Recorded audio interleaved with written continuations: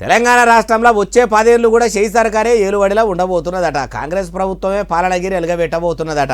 ఒదికు మలి సర్కారు ఏలువడిలకు వచ్చుడేమో కానీ తెలంగాణ మొత్తం తెర్లు అవుతుందని చాలా మంది అంటుంటే ఇప్పుడు 10 ఏళ్లు ఏలువడిలా ఉంటామని అంటున్నది ఎవరంటే ఈయనుండ్రి. ఇక్కడ నుంచి 2034 వరకు మాకు ఇవ్వబోతున్నారు. నేను మొదటి నుంచి అదే చెప్తున్నా, ఇప్పుడు కూడా అదే చెప్తున్నా.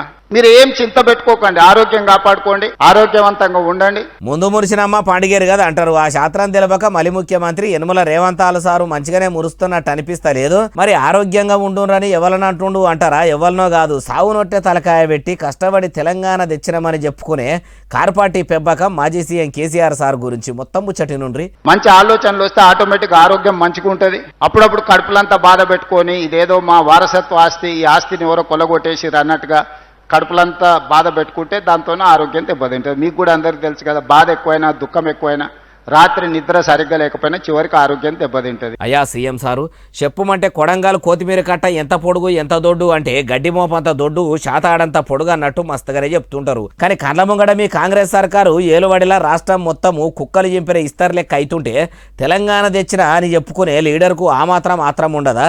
అయినా ఇప్పుడు మీరు 10 ఏళ్ళు మీ షెయి సర్కారు ఏలువడిలకు వస్తుందని ఎట్లా అనుకుంటారు సారు?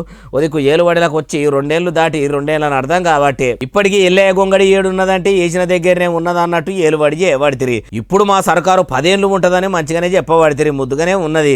అప్పటి వరకు రాముడోవడో రాకాసుడు ఓవడో, రేపటికి రూపం లేదు.